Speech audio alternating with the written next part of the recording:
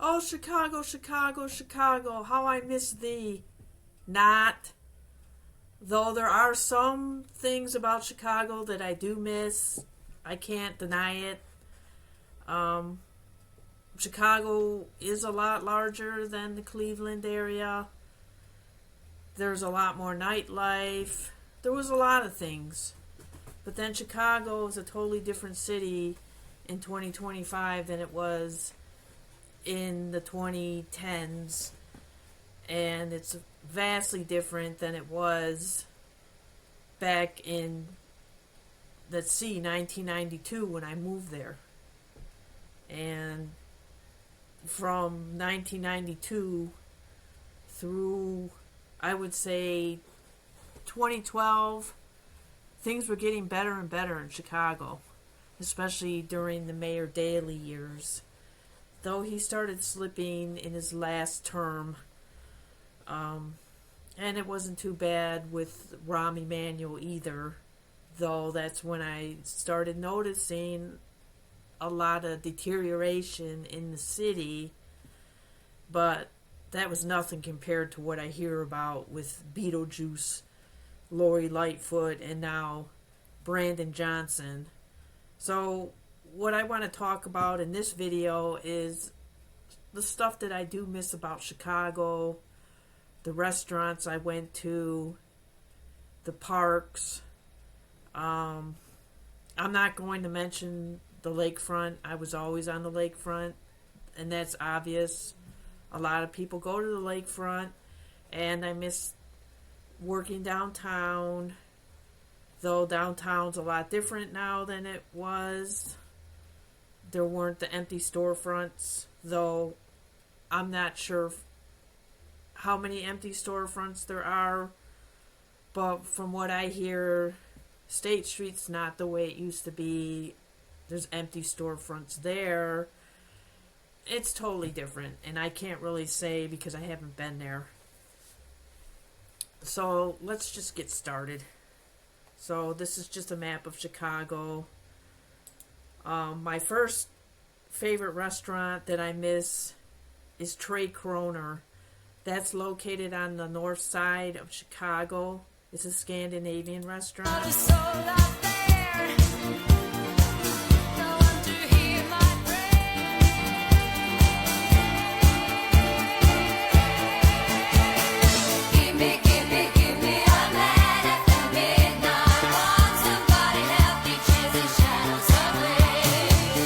This is not Trey Kroner.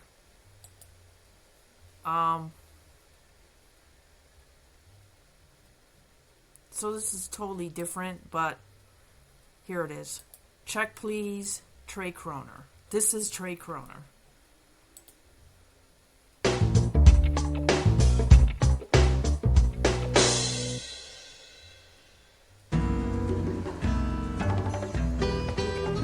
There are no Scandinavian restaurants in the Cleveland area. Nobody can tell me if, you know. It's a neighborhood place. I don't think there We've are. been here for 14 years. It's decorated very home style. The building's from 1896, and it's all the original woodwork. So it's very cozy. Right around the restaurant is very Swedish. Second and third generation Scandinavian Americans. These are our regulars. We visit Scandinavia at least once a year on casual trips, so we're inspired at what Scandinavians are actually eating, and our backgrounds are both Scandinavian, so we kind of draw on family recipes as well. We are open for breakfast, lunch, and dinner, and we'll try to have things that are more appealing to Americans, but use Scandinavian ingredients like Swedish cheeses and Norwegian sausages. Our training manual is make them feel like they're coming into your home. It's nothing fancy. We have a small, very small kitchen, and we have to make things fresh from scratch every day, and I hope that people can taste that.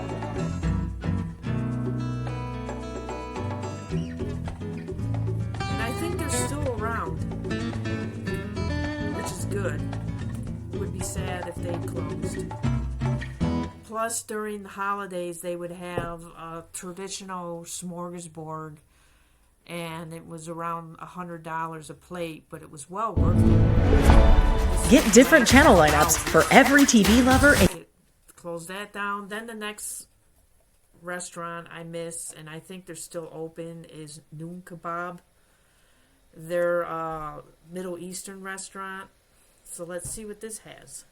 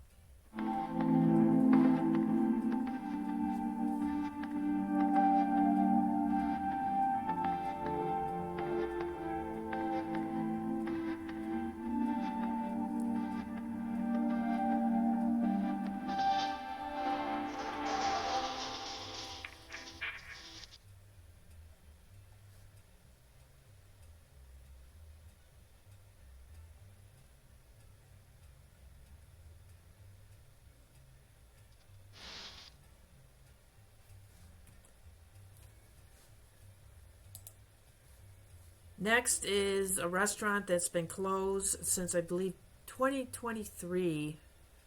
Chicago Joe's. This was near where I lived. They were on actually Irving Park Road and Western. So this talks about an auction. I'm not going to play the entire video.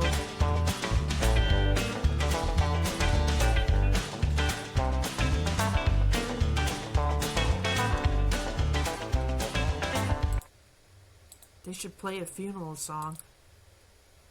This park is packed with popular attractions, including tranquil Milton Lee Olive Park. Don't know what happened there.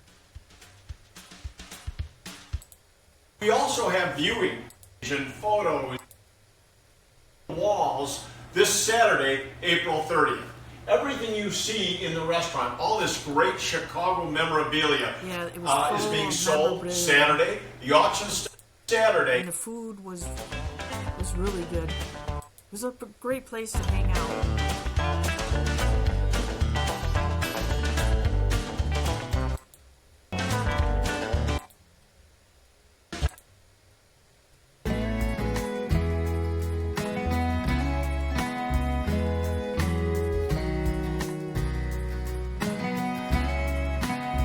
It's too bad.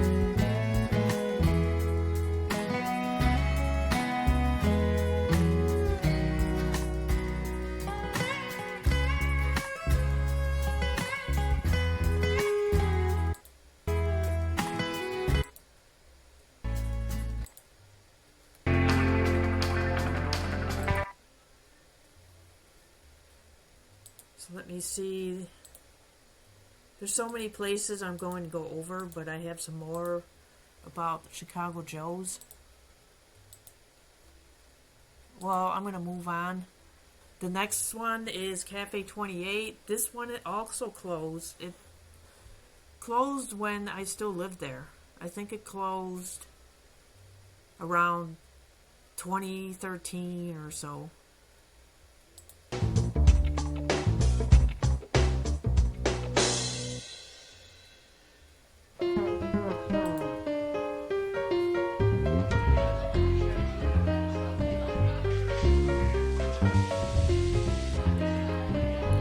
I would have brunch every weekend. at Well, this usually place. It was so it's been good. known as a neighborhood restaurant, but definitely a restaurant for good choices in Latin food that we selected. A little Cuban, a little They had, Mexican, and some of our Rosie inventions. party dinner.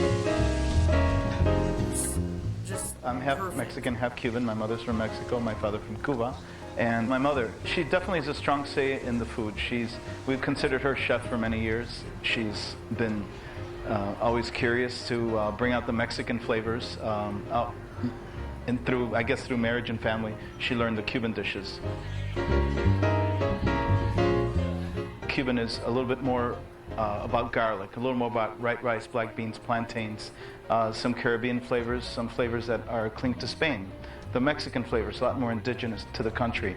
Peppers, tortillas, the certain preparations of beef. It's two different worlds.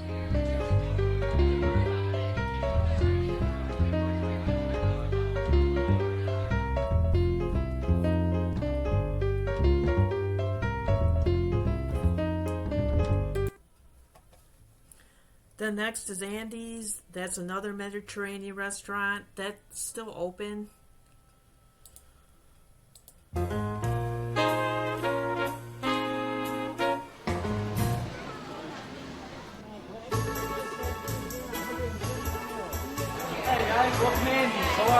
This started way back about 37 years ago. It's a Mediterranean cuisine.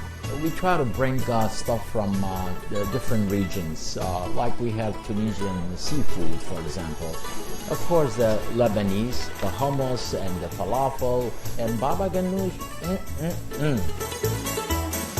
Unbelievable. What we try to keep in mind is whoever's coming into our establishment is like, kind of coming into our home, so we like to welcome them. And I think they're really happy to see me and my brother and my sister, all of us together, just kind of still taking care of the customers and giving them a good experience and just trying to really fill in Mr. Andy's, shoes.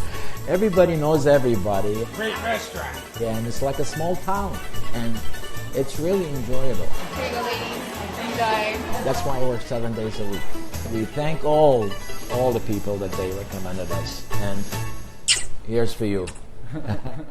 So, Mary Monica, you said that Andy's has your taste buds partying in a whole other world. Tell us why you chose it. I love Andy's. Andy's literally sums it up for me. There's something for everyone there. It's fresh. They have everything from vegetarian to wonderful chicken, fish, meat dishes, lamb, all Mediterranean of all types. It's just wonderful. Now, you've been going to Andy's for quite a while now. Would you say it's sort of a guilt-free restaurant outing for you? It is, because you really can choose things that are vegetarian. You can customize if you want. You can ask for light, or many of the items are very low in calories anyway. So it's a very easy way to eat healthy and to get delicious food in that way. So, Mark, you went with your wife once again. Yes. What did you think? Not so much. The bread is warm. We always start off with appetizers, so we'll start off with hummus and tabbouleh. And we had baba ganoush as well, which is an eggplant dip, if you will. That was really good. The bread. That was good. Did you love the bread on the table? Yeah, it's okay. The bread is warm and it's delicious. It's just, maybe I can suggest that you try maybe the lentil soup to try, dip your bread in that. My wife did try the lentil soup. She didn't like that either. She didn't like that either. The lentil soup's vegan too, and they have a lot of vegan options. Yes, they have. Very comfortable. It really was. I tell, but can't tell. I was there with 12 of my Zumba fit. Oh wow, it's a nice place, and it does have that neighborhood feel to it. It's in Andersonville, so we left there and went over to the beach. Andersonville is just the cutest community. It's the cutest community. It is. All right, Mary Monica, you picked Andy. Sum it up for us. I think it is a wonderful place to go. Great atmosphere with fresh food. Everything from vegetarian to meat lovers will find something to love at Andy's. All right, Mark. Meh. It's all right. Andy. I think it's good. Interesting flavors, stick to your ribs, comfort food.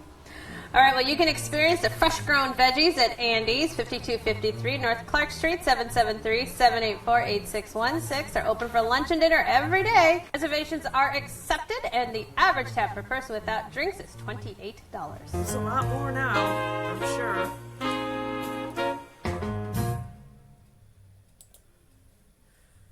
Then, this is a Mexican restaurant. I'm not sure if it's still open or not. The Mayan Palace. It's on Halsted. I think it was just south of Addison Street. Or no, it was south of Diversey. On Halsted and Diversey. And it was on the east side of Halsted. And unfortunately, I couldn't find a video for this. But they had the best Mexican food.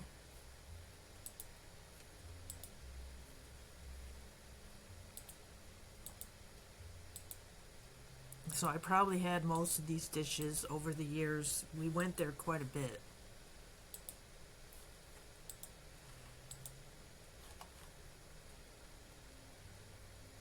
So you get the idea.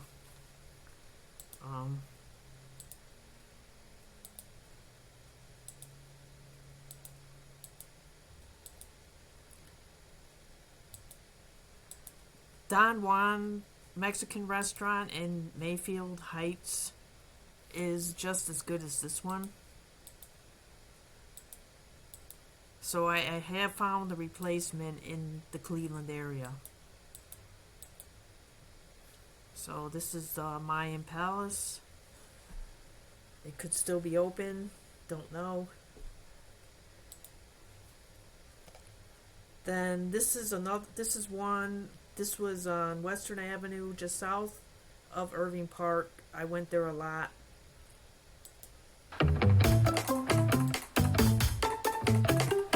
You and I both know it. Chicago is the pizza town.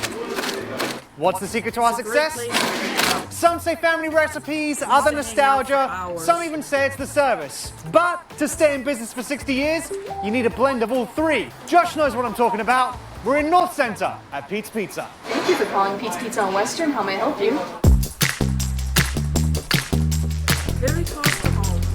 There are people here that won't even know what the inside looks like, but may have been coming here for 20 or 30 years, right? Because your business is split up basically into two pieces because it gets so crazy here. We have a crazy delivery business. Spill the beans on how many delivery drivers? Over 40. That's a small army. Can you put them all in minis with different colors, like the Italian job, just driving through the streets? Yes. I'd love to see Michael Caine delivering pizza here in Chicago. How crazy does it get? I mean, how many pizzas do you guys turn out on a weekend? So on a Friday or Saturday night when you're pumping? 1,000 on Friday, Saturday, Sunday, it's like 3,000. Over 3,000 just in the takeout side. What makes you guys the cream of the pizza crop? You know, all the history and family history, that's what makes pizza great. True Chicagoans eat tavern style, and the one topping you have on that tavern style is? Sausage. Have you had the sausage here before? It was delicious. The sausage is really good. We're the sausage king of Chicago. You're Abe Froman. That's right. The sausage king of Chicago. Ladies and gentlemen, Abe Froman's here.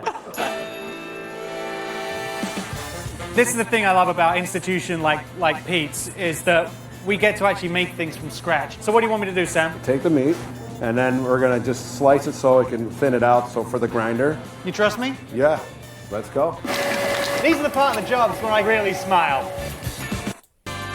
Hit the line and don't cut. To do. Let's go eat some pizza. Yeah, let's celebrate with some Chicago history. After you, my friend. Thank you. Love this town.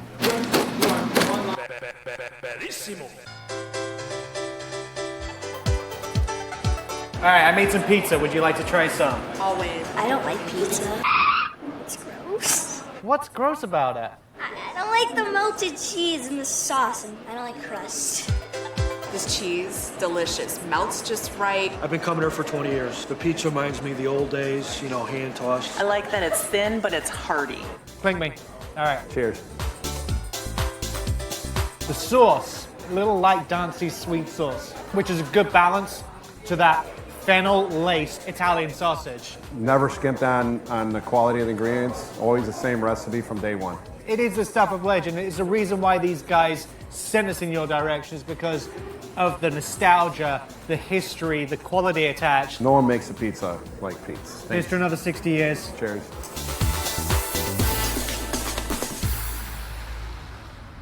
Yep, that's it.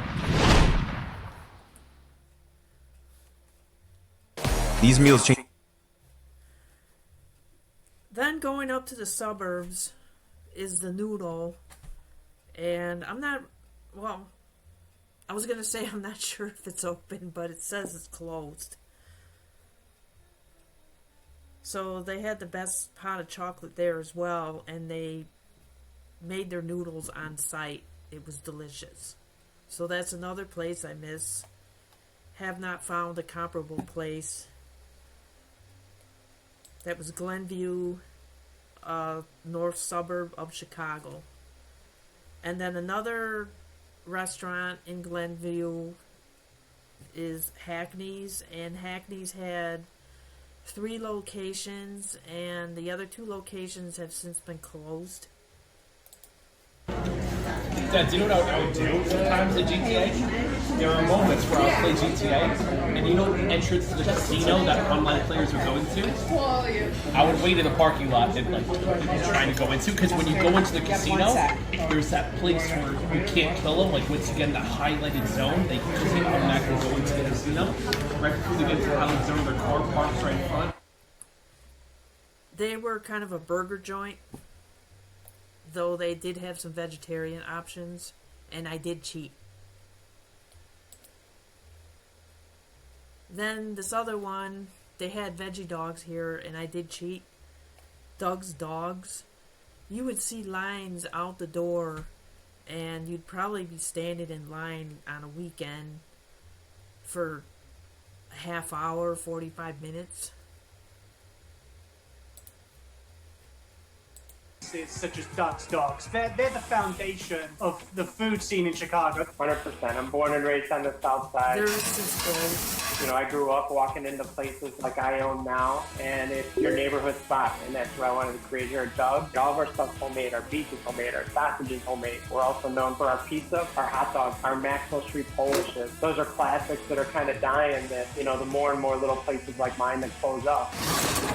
Me and Molly are trying to pile on the pounds and add as many calories as humanly possible. That's how you do it. One of your burgers speaks to the calorific scale of things, and it's called the Bengal. So we created the Bengal Challenge, which was something fun that my cook and I kind of drummed up, and we created this 8-patty burger that you have 6 minutes to complete. And if you finish the Bengal with the French fry, your meal is actually on us. We got a couple items off menu, and that's one of our off menu items. I love how burgers are like the complete opposite of workouts. You remember like when there was like 20-minute ads, 10-minute ads. In the burger world, it's more patties. It's like, why do a double or triple burger when you can do an 8-patty burger? Before I go and meet Jose and put together this giant burger, this calorific explosion, what do you think makes you Chicago's best? It's the neighborhood atmosphere that we provide here. Everybody from my cashier, Elena, that's here now, you know, she knows everybody's name that comes in here. They know her. They ask about the kids. They ask about the family. We do a lot of things in the community. We get back to the community, you know, any way that we can. You know, that's really what this place is about for me. What's the guy behind you going to order? Hot dogs. And hot dogs. Okay, so they're not all for him. I'm actually being interviewed for Chicago's Best right now. Everything's delicious here. He said everything's delicious here. Okay, Jose, so Nick tells me that sometimes you tell him that you're missing stuff from an order and you send him out and he feels like that's because you want him out of the way. Is that true? Yeah. I love the honesty. I tried to do the best. I've heard about this ridiculous, huge, calorific burger, the Bengal. Can you show us and everyone at home how you put this bad boy together? All right, let me show you. 1, 2, 3, 4, 5, 6, 7, 8 patties. Jose, have you tried to eat this yourself? No, 3 patties is good for me. What seasoning did you put on top of the burgers? It's a secret. It's season salt. Put it much. But we put a lot of stuff in there, like black pepper, regular salt, chicken salt, you know, mix it up. A lot of flavor, you know. Yeah, I like that. Yeah, we toast the bun. So we put basically get some mustard in the bottom, some pickles on it, onion, and lettuce and tomato, we put it in the top. I like to split up my salad and vegetable mix on my burger, top and bottom, because it makes me feel like I'm being healthy. We got the cheese. Oh yeah, and 8 slices of cheese as well. It's like 4 fruit. There we go. This is our Bengal. You want to talk about a mountain of deliciousness? It's that right there. Hey Chicago, meme this. That burger with my hairdo. Let's go for it. Boy. All right. I love that seasoning on the patties. It brings out the flavors in that meat beautifully. I like that a lot. It's from the mind of a madman, but it tastes so great. It's genius. Yep, for a huge piece of meat. I mean, it really comes together. It's delicious. It really is. How many calories do you think are laid bare in this burger? I'm sure I could do the math, but you wouldn't want to know. I do want to know. A couple days worth of calories for sure. What is it about your burgers that you love in the flavor? It's Jose. He is a genius on that flat top. Next is a Cuban restaurant called 90 Miles, and they've since closed. Well, here we are on Clybourne. We're going to check out 90 Miles Happy Hour $1 empanada specials. Let's go on in. It's a tiny place, so we had to go off hours to get a seat without having to wait too long.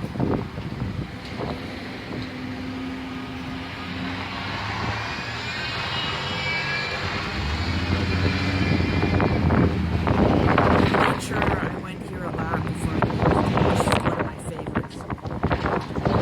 I mean, a lot. At least once a week.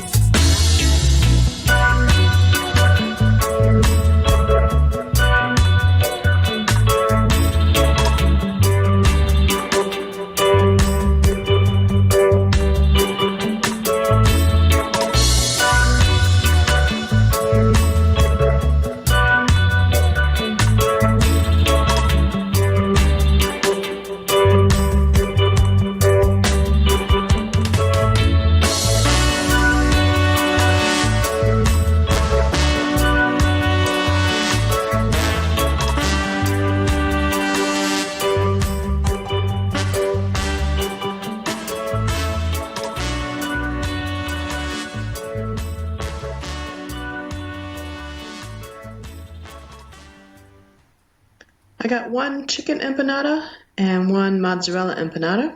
We'll go ahead and try the chicken one first. The reason I like these is the crust is very flaky.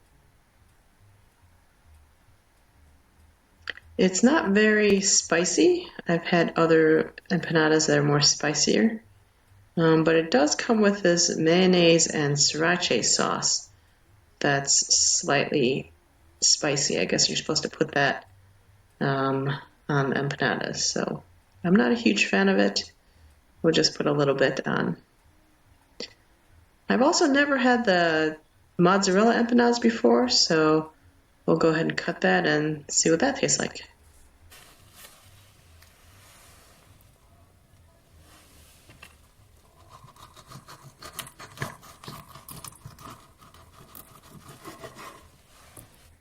So you get the gist. Side that I am right.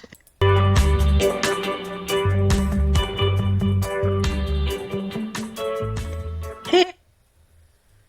And then this is another article about 90 Mile. It says it's closed.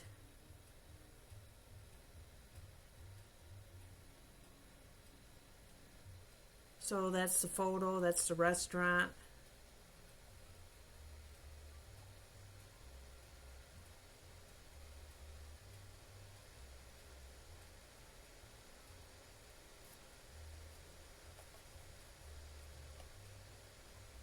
So this is dated January 9th, so not too long ago.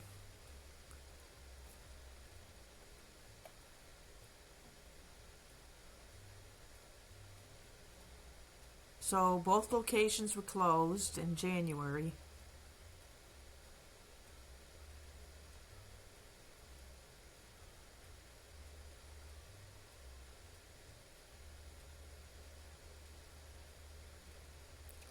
It looks like the owner has not paid his bills.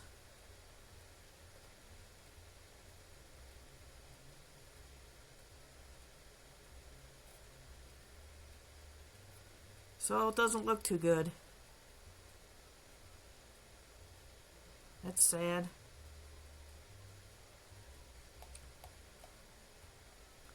So it's probably closed for good. And this is Chicago Joe's, the restaurant I spoke about earlier.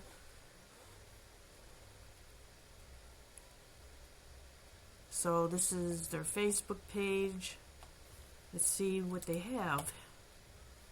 So videos. Let's look at this. Monday night jam session.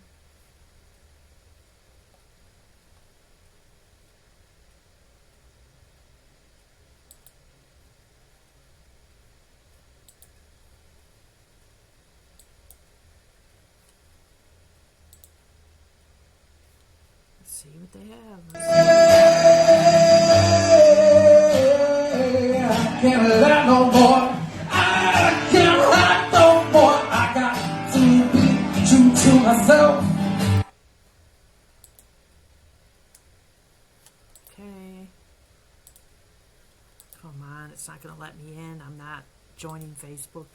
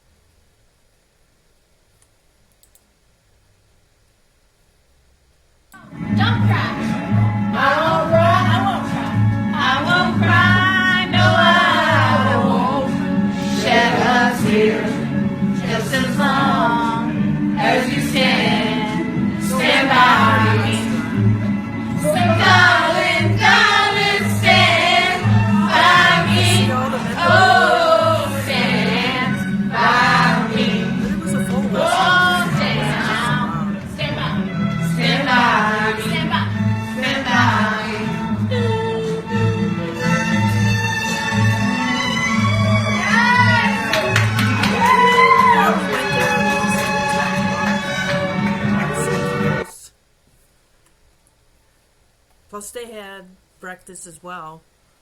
So it was a nice place. It's too bad they closed. Let's see what they have here.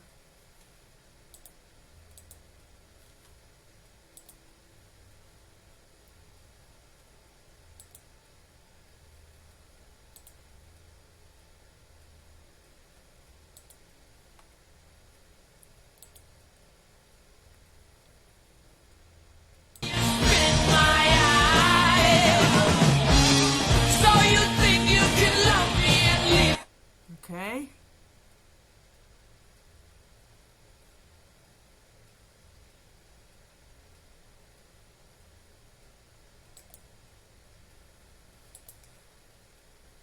Well, you get the gist. So, Chicago Joe's closes permanently. Owner selling to developer.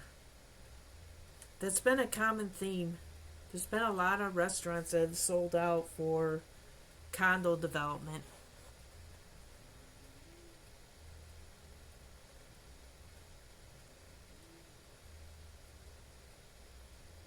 So you can see it's a pretty large restaurant.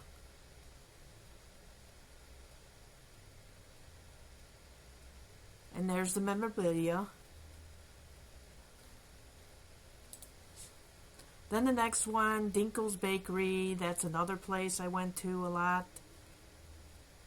I used to order cakes and different desserts. Lakeview is closing its doors for good. It satisfied the sweet tooth of the Lakeview community and millions of others for more than a century. Our photojournalist George Mysick was there as many stopped by for one final treat. I can help whoever's next. Hi, how are you? I'm very humbled. I'm honored. I had no idea that this little bakery was so important. One cake and one donut is what we'll get. You could make me a pie with spiders and rocks and I would eat it. The sign is going to be auctioned off and the proceeds are going to be donated to 50% is going to go to Misericordia and 50% is going to go to Little Sisters of the Poor. I came in this morning before the store opened up. We got about 200-300 people lined up outside. I can help whoever's next. Get something one last time because my wife would always get me a cake from Dinkle's every year for my birthday, and we'll miss it this year. And it's just always tradition to get a Dinkle's cake for my birthday. And we're going to miss Chicago, but I think Chicago's going to miss us. I'm going to have a lot of sadness, a lot of satisfaction. But it's time. It's an event. It's not because we want to. It's because we have to. Oh, they will be missed. So let's see, what time was that? That was in 2022. I wonder if there's petrified donuts from that place. I mean, 300 people? That's nuts. I would not stand in line that long for a donut or a cake. So this is more Chicago Joe's. The next one is a restaurant called Mai Tai. I cannot find anything about it, so obviously it's no longer. But it was a restaurant on Irving Park.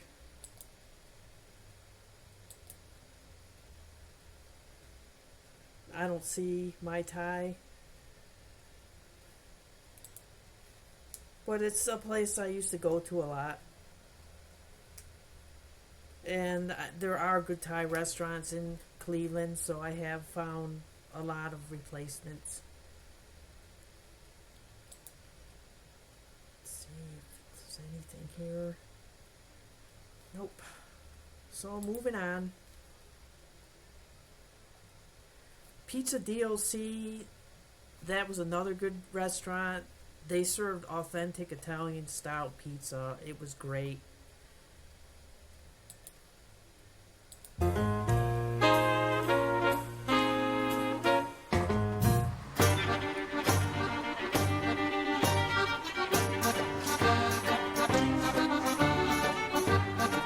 We didn't really see a place in Chicago that served authentic Italian pizza, so then we decided to open up Pizza Dot. It stands for Denominazione di Origine Controllata, which is a set of standards that the Italian government has implemented for their wines. It also now applies to food products, and we just use it to denote the quality that we use. We have a lot of different pastas, appetizers, and specials. Daily fresh fish, secondis like steak, chicken, veal dishes. We have a lot of Italian customers from Italy. They come here and they say, oh, this is the only place we can get Italian pizza. And it's very authentic Italian Roman pizza. Thin crust, 12 inches. People will come in here and they want pizza with a lot of tomato sauce and a lot of mozzarella, deep dish, or split half and half. But that's not what we do. We really keep it to the classic, original pizzas.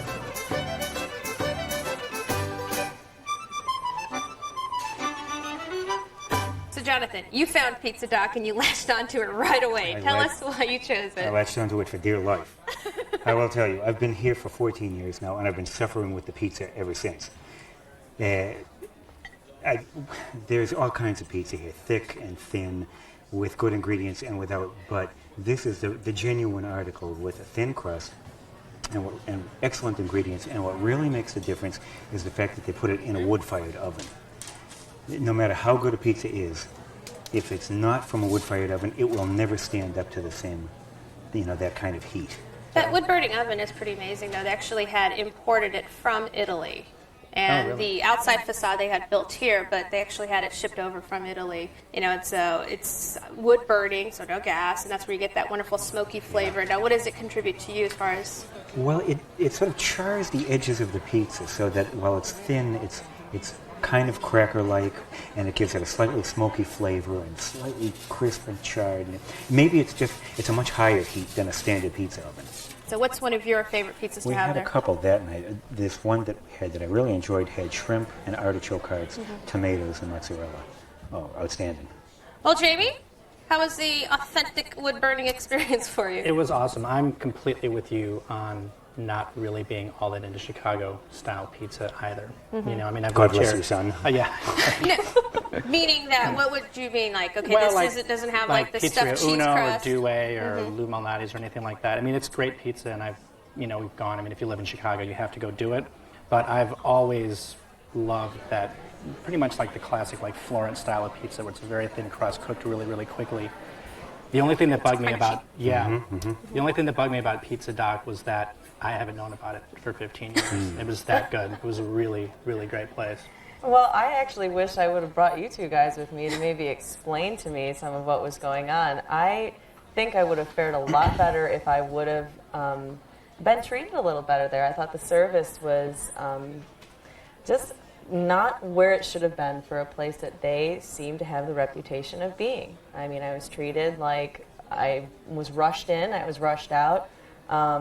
I would have liked an explanation of the authentic pizzas and the beautiful antipastos and the extensive wine list, but instead I was kind of hurried through and a little bit lost. I really thought the service was great. We went right at the beginning of the evening. I had to kind of rush in before I had to go to work.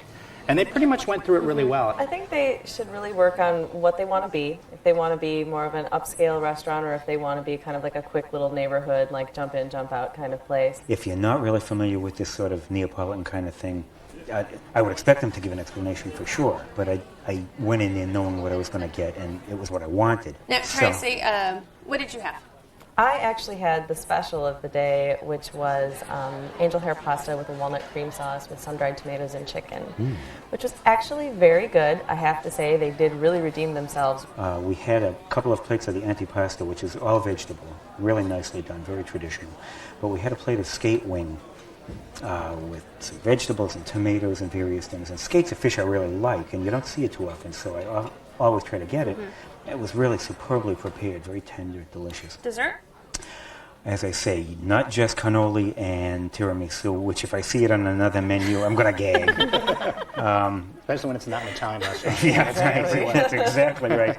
They have chocolate semifreddo, which I don't know how to explain. It's sort of a semi-frozen chocolate mousse. Oh, very nice. Jamie?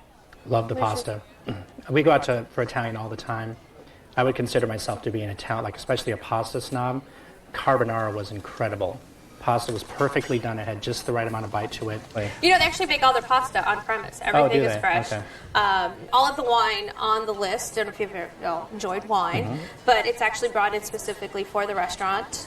So it's all hand-selected, estate wines. And even the olive oil is brought in. They get the olive oil from Italy that you find on the table. So they're very much into finding, authenticated, items to sort of support the name, DOC. So it sort of, absolutely makes sense. But it's okay, Jonathan, so this is your place. Sum it up for us. Great food, lovely surrounding, and with, I think, good service at a reasonable price. Tracy? I'm not sure if I would go back because I feel like I can go somewhere maybe a little more in my neighborhood. But the pasta was very good. I will give them that. Jamie? If you're into going to Taylor Street or downtown for Italian, you need to go to Pizza DOC, I think. I was really surprised. It's a really, really great place. Well, Pizza DOC. Go to Italy without even leaving Chicago. 2251 West Lawrence, 773-784-8777. They're open for dinner every night of the week. Reservations are accepted. Average tab per person without drinks, $25. And I would have to say that the only place I can find that's close to having Italian pizza is Crostata's in Highland Heights. I have not found any other place. There probably are other places, but Crostata's is the closest I can find. So it's pretty sad that they're closed. But I don't intend to go to Chicago for any time in the future, anytime soon. So then the next one is Cafe Sala Marie, and that's another place I used to go to on the weekends. They had brunch, they had dinners. I would go there for dinner during the week at times. Very good food. Though it used to get pretty crowded and there always seemed to be screaming kids. That was pretty annoying. Restaurant and bakery has closed its doors for good. WGN's Judy Wang takes us to Cafe Sala Marie's last day. Field next. You need help yet? In line, one last time. Just the heart of Lincoln Square. It's such an anchor institution, and we're really sad to see it go. One last brunch, one last dessert order, one last cup to go. I discovered this place at the beginning of this year, and I fell in love. And since then, I'm coming by every weekend. Best wishes. One last hello to the owner who is saying farewell after 41 years. I feel incredibly, immensely honored and humbled and just grateful and so lucky. Birgit Kobayashi and her neighbor, Jeannie Yuzda-Winnis, were young mothers when they met. Both loved to bake. Kids were little, and there were no Starbucks. There was no Starbucks yet, or no cafes for young moms to go to. We coffee clutched at each other's homes. They decided to combine their talents and open Cafe Sala Marie in 1983 to sell their coffee and pastries. Sala Marie was a combination of their middle names. Once we made the decision to go into business, to do this, to open up a pastry shop together, we just went through all the motions and we did what we had to do, and we never looked back. Can I help you? Since then, the cafe has employed thousands of people who have contributed their own recipes. Saturday morning, regulars packed the Lincoln Avenue staple to show their gratitude and to wish Kobayashi a happy retirement as she begins her next great adventure. I try to think about everyone, my parents, all the people whose shoulders I stand on. And there are many. I'm just torn between joy and a little bit of sorrow. But I'm looking forward to my next chapter, and I feel very satisfied and contented that I did something, I accomplished something, and now I'm finished. Thank you. In Lincoln Square, Judy Wang, WGN News.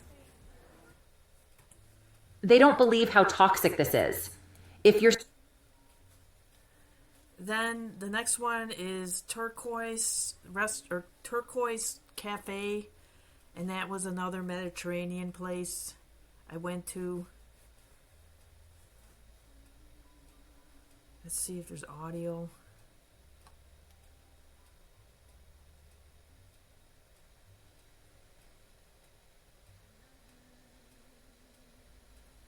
And it looks like this place is still open.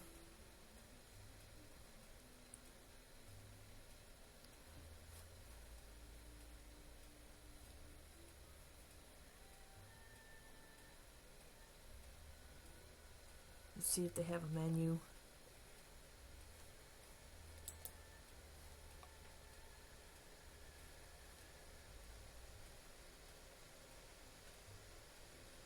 So, I always love grilled calamari. It's hard to find grilled calamari in the Cleveland area. It's always fried. But I used to always get the grilled.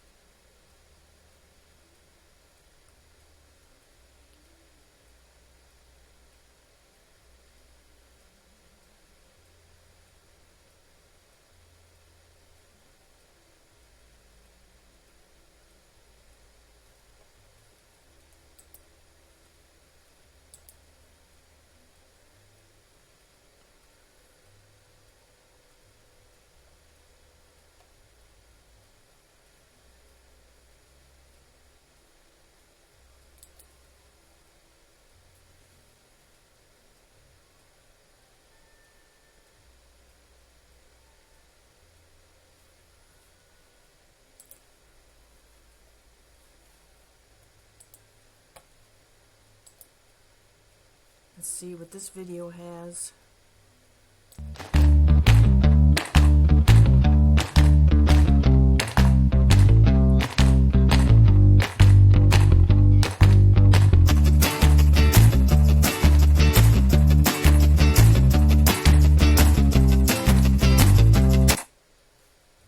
That's that. And this is another one. I used to meet friends at this restaurant downtown called the Grand Lux, and we also used to have lunches at work, especially if people came from out of the country. So let's see what this has. Located in Chicago's Magnificent Mile. This dining room was so pretty. I sat right by the window. I had a nice little view of downtown Chicago, and I tried their new cold brew espresso martini. It was really good. Another new menu item is the garlicky shrimp. Very tasty. My fiance had a medium rare filet, and he thought that it was up to par with some steakhouses, and I tried a turkey burger. They have a really beautiful bar here too. Check them out and follow me for more.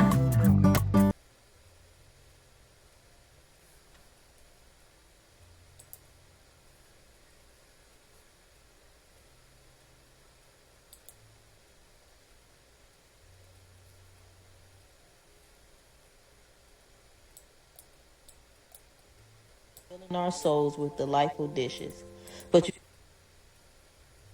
it's the end of an era, y'all, as the Grand Lux in River North is closing its doors after more than 2 decades of filling our souls with delightful dishes. But you still have time to indulge this weekend before December 24th. Enjoy. Now the creature was. Let's see.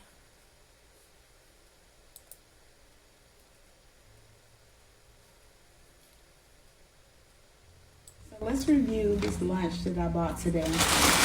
It's from. So have some chocolate chip pecan cookies. Damn, because they did not give me enough chicken butt.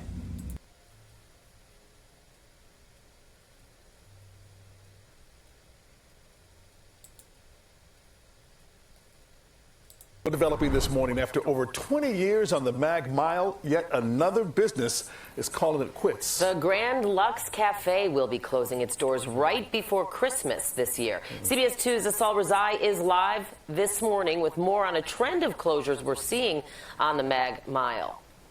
Yep. Yeah, Dana, Ryan, good morning. So it is unclear right now exactly why the Grand Lux Cafe will be closing down, but it comes just months after the Signature Room also abruptly announced its closing. Now, the two-story building that the Grand Lux Cafe is in on the corner of Michigan and Ontario, closing its doors after 21 years in business. It's been a part of the iconic Mag Mile over 2 decades now. The building also housing other stores, including Marshall's and an AMC theater. And if you're familiar with the area, you know they've done away with other shops inside that building, like that TJ Maxx a few years ago. We're told retail vacancies on the Mag Mile as a whole, from Oak Street to the Chicago River, is now around just 30%.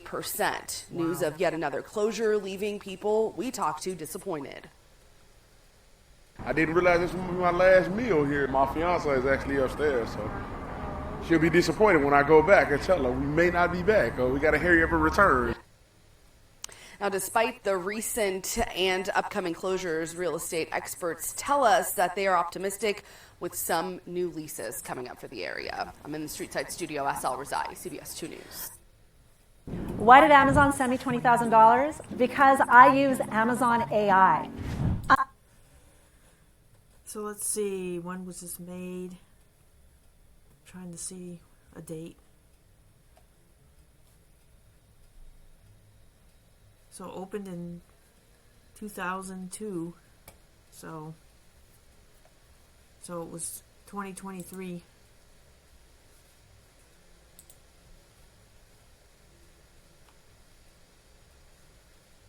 So this is Parks. Okay, what is this?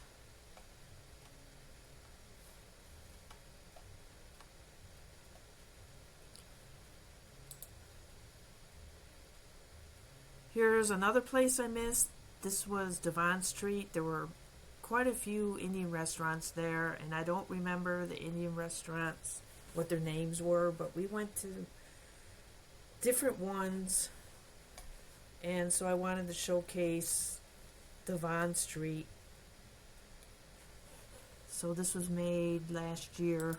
Ladies and gentlemen, welcome to Devon Street, Chicago.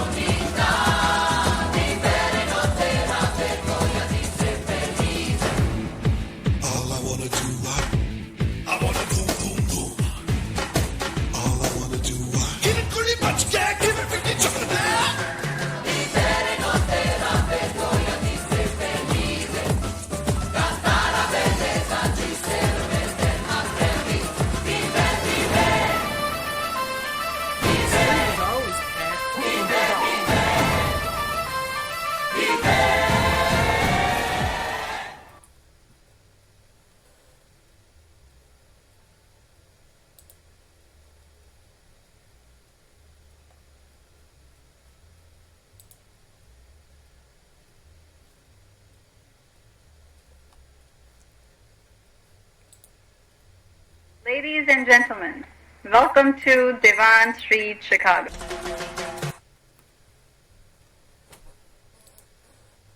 Then the next place I miss is Lutz Restaurant, or Lutz Bakery. That was on the north side on Montrose Avenue. I couldn't find any videos.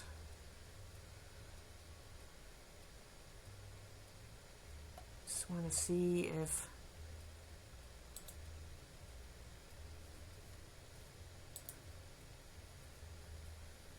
so this has been around for a long time. It's a simple storefront, nothing fancy, and they have the best coffees. They have a little cafe right by that bakery item. So you can look at the baked goods.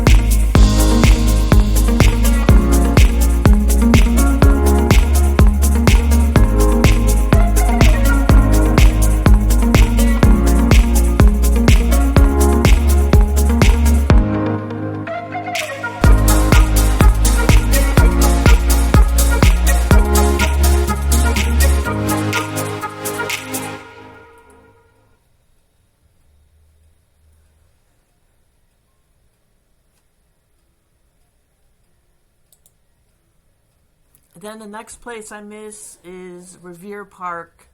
I used to walk there a lot. It's a smaller park, but they had walking trails there, and it was always busy, so you never felt unsafe. And it was close to the Chicago River, so you could walk just a little bit west and you'd be at the Chicago River, and then there was a larger park.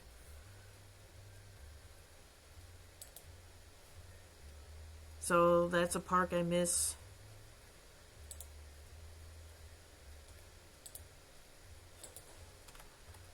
Horner Park.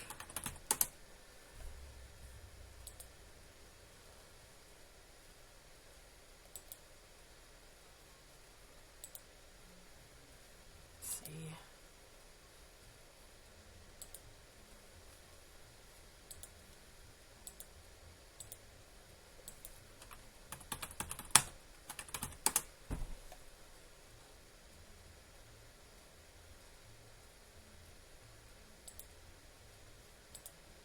These are images of Horner Park, and they totally redid the trail along the Chicago River, so it's kind of a prairie path. So I walked there a couple times over the years because they had finished it around 2016, so when I did go back to Chicago, I made sure I walked down the trail.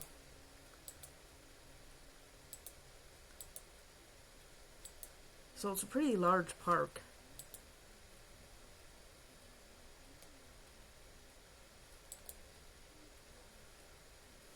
So you can see that's a bridge over the Chicago River, and I think that's Irving Park Road. And these are the flowers, the butterfly weed.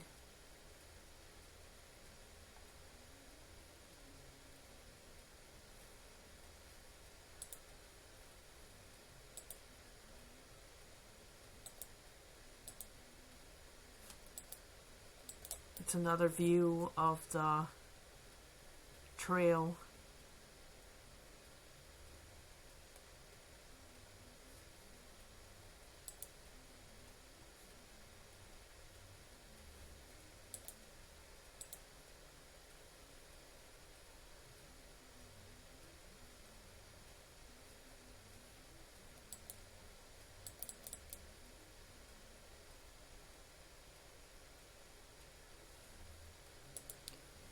So that's Horner Park.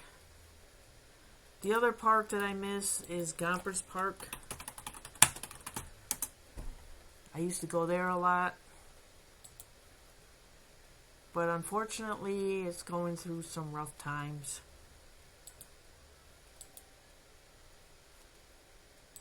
As you can see, watch what magnesium does to your bowels. If you have to wipe more than 4 times after you poop, here...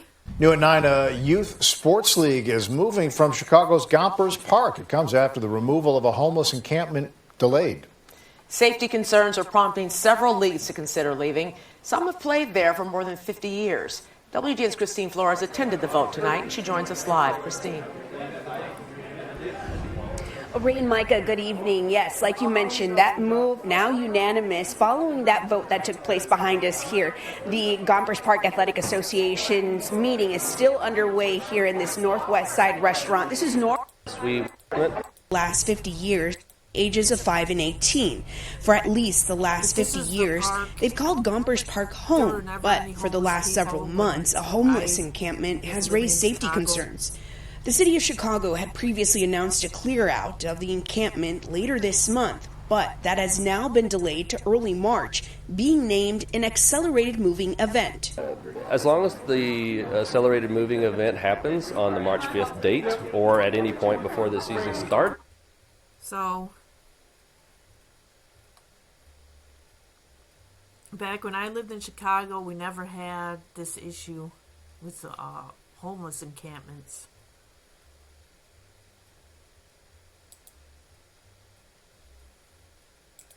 A number of the people camping out at Gompers Park can be seen setting up a campfire this morning.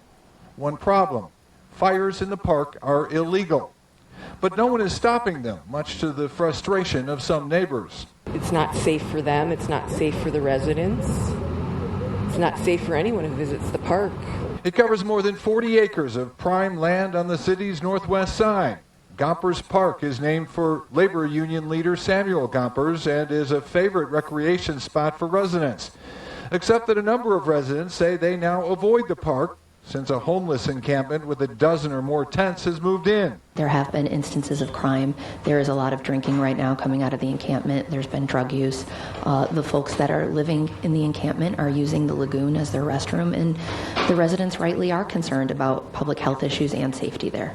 Members of the Restore Gompers Park Coalition delivered petitions to the Alderman's office this morning asking that the city begin moving those living there out of the park. They say those living here are part of the unhoused population, not migrants or recent arrivals. We want proper housing for these individuals. We're not saying kick them out of here and put them on the street. Alderman Samantha Nugent agrees with the coalition.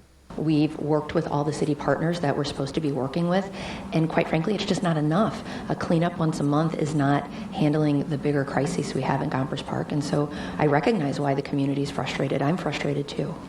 Some residents are calling on the city to perform what they call an accelerated moving event to find new homes for the people living here. We reached out to Mayor Brandon Johnson's office, but at this point have gotten no response. Watch breaking news on YouTube. Subscribe to ABC7 Chicago Eyewitness News. About a year ago. Then the last one I want to look up is Clark Street. Well, I'm just going to look up Andersonville. That was one of my favorite places as well. Let's see.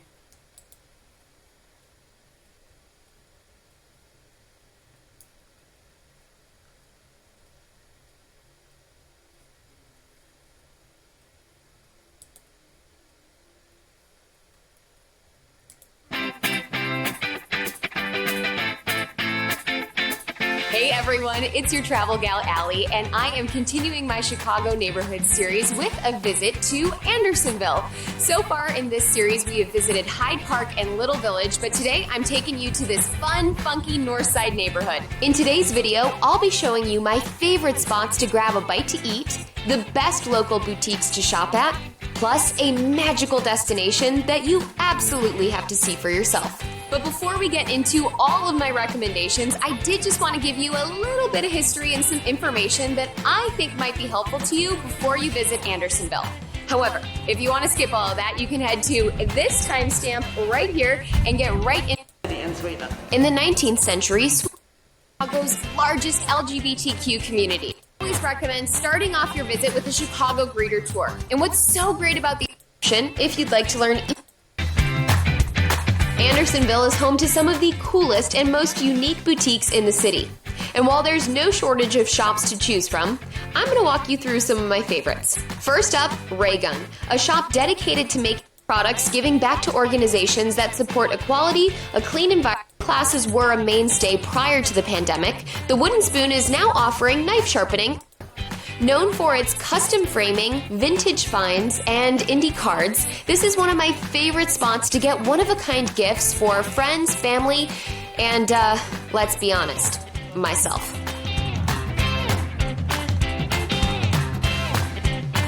And if you get hungry, just head on over to Clark Street where you've got your pick of locally owned restaurants, craft breweries, and delicious bakeries. But let me personally recommend Lost Larson if you're looking to try some Scandinavian sweets with a modern twist.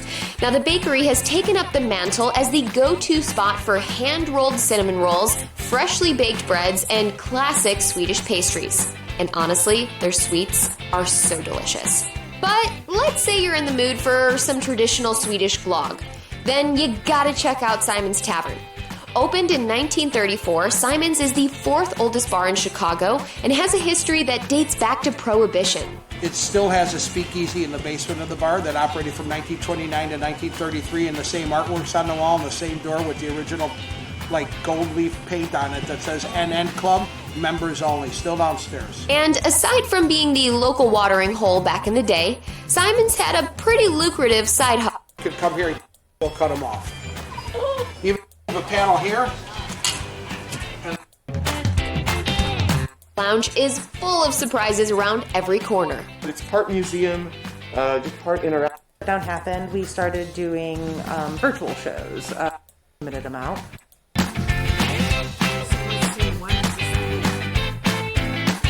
everybody was still hysterical about COVID, obviously.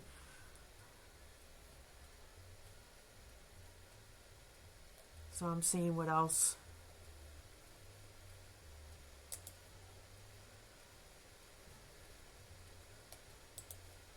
Chicago's got deep immigrant roots, and Andersonville wears its Swedish history like a badge of honor. Think FICA cafes, cool bookshops, and boutique stores where you can still buy handmade clocks. The Swedish American Museum is the heart of it all, small but mighty, and in summer, the Midsummer Fest street party is one of the best neighborhood festivals in the city. Andersonville has the charming, walkable feel buyers love.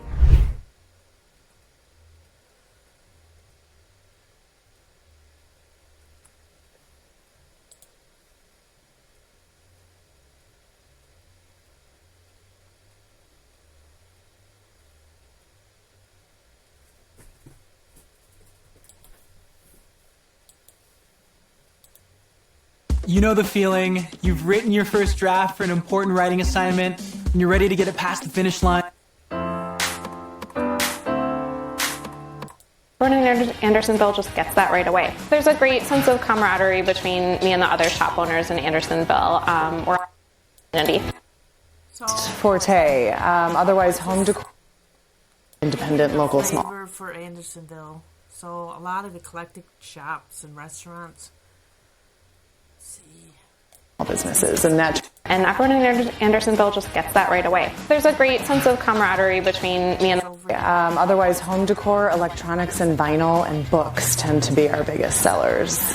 We are independent, we are a local small business, and we like to support the other independent local small businesses, and that turns into a bunch of designers. But we have been lucky enough to get an eclectic mix of shops and restaurants up here. It's not all retail and it's not all food. Everyone's a working professional, usually family oriented, very dog friendly, very pet friendly in general, very kid friendly. We're all just kind of, it's a good mix, I think, of business and life. And every race, nationality, ethnicity, religion, all of the above, we're all kind of just comfortable here. It's not noticed. It just is. We're in Andersonville. Tell me what makes it so special. For me, well, I'm a foodie and I'm a compulsive shopper, especially vintage furniture and art. Well, then you're in heaven in Andersonville. Yeah, I am. We have all that, just 8 blocks to the lake. There's really a sense of community here, even though there's great diversity at the same time. So that and the proximity to the lake, and then when you combine that with the food and the shopping, it doesn't get any better. If you look at the dollars per square foot of a home here, it's significantly less than anything in Lakeview or Lincoln Park, or certainly as you get closer downtown. Andersonville is by far one of my favorites. It was originally settled by the Swedes, and of course, if you want to find out more about that, you can go to the Swedish American Museum. Many Swedes came to Chicago back in the 1800s, early 1900s. So we have a lot of Swedish history here in Chicago. When they first came here, they lived further downtown. And after the fire, they had to move further north because you couldn't build wood houses down in the city. So Andersonville was sort of farmland at that point. Does it make you feel good to see Andersonville still have such a strong connection to Swedish? Very much so, but also the fact that we are changing, that we are welcoming all ethnic backgrounds, we're welcoming everybody, because that's how Sweden is. Sweden is a very open country. That's what it is here in Andersonville, that everybody is welcome, everybody's part of our community. One of my favorite to-go bites is the chicken shawarma at Taste of Lebanon. It's cash only. My favorite chicken shawarma. It's so portable, it's so delicious, it's so easy to eat. Oh, there's just deleted Jabba the Hutt. Just what I dream of, a guy that collects Star Wars. Even that person that's super hard to buy for. As well. Andersonville's really a community within Chicago, and you know, everybody, it's a very walkable community. When it comes to the local shopping, there's something for everyone. Even that person that's super hard to buy for, including the person that likes oddities. We collect all kinds of strange fringe antiques, is kind of a term we like to use. We bring them in here. It's kind of a touchable museum, motionless zoo, kind of art installation things where most things are for sale. All the locals bring their out-of-town visitors, like to come here. But we do get a lot of tourists, and I like to say that we depend on the tourists but rely on the regulars as well. Andersonville's really a community within Chicago, and you know, everybody, it's a very walkable community. Everybody wants to be out and about, and I think people are kind of craving that retail experience that you can't find on Amazon. And Andersonville really specializes in those one-of-a-kind shops. Hey, well, I needed to take a break from all the shopping, and Hopleaf has such great beers and delicious food. In fact, they're really known for their Belgian mussels.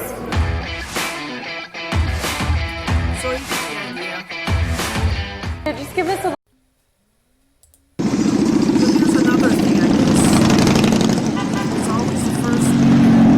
They're making noise for a good cause today. Thousands cruise Western Avenue for the 47th annual Chicagoland Toys for Tots motorcycle parade. The ride stretched all the way from the Dan Ryan Woods on the south side to the Lane Tech on the north. Each rider donated at least one toy for children in the Chicago area. Everyone brought a lot of toys. On the south side here, we had two moving vans full of toys, and then we're heading up north to see what they're collecting up there. If you want to help out, you can donate at the website you see on our screen right now. So I would always wait on Irving Park and Western just to watch the motorcycles, and there were hundreds and hundreds and hundreds, but that was always fun. Then last but not least, this is a good channel to watch if you like the Chicago nightlife, because the Chicago nightlife eclipses anything that Cleveland has to offer. There are so many people downtown. Chicago is a 24-hour city. So when you're in your 20s, it's great to have the nightlife. You can do so many things. You can be out all night. There's always something to do. There's always something open. But it's quite expensive, so it's great when you're in your 20s and you don't have a mortgage, you don't have property taxes, you don't have all the expenses that are associated with owning a property, and especially if you have children, you don't have those expenses. So if you watch these videos, you notice that most of these people are pretty young. And maybe there's some people, they've got their sugar daddy, they're making buku dollars to afford this nightlife. But I have to say that Chicago has some damn good nightlife. So let's see, we've got this Gemini. He produces a lot of videos, walking tours, sort of like there's another channel called Action Kid, but this is just a highlight.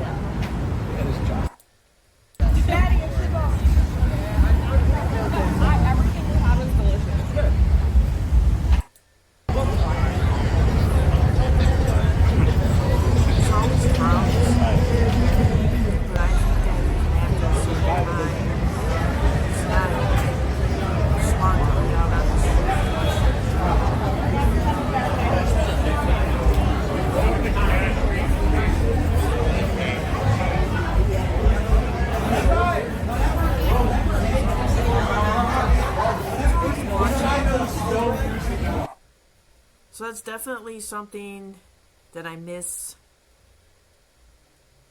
Just the fact that if I wanted to partake in the nightlife in my old age, then I could. Because I don't think I'd be doing it in Cleveland. It's not. You've got your little area downtown in Cleveland, and this stretches for miles, and neighborhood after neighborhood after neighborhood. There is so much to do in Chicago. So that concludes my video. That's all I have for now. So please subscribe, please support my channel, and then if you have any comments about content that you want to see, either about Illinois, Chicago, Cleveland, please comment. So, thank you for watching.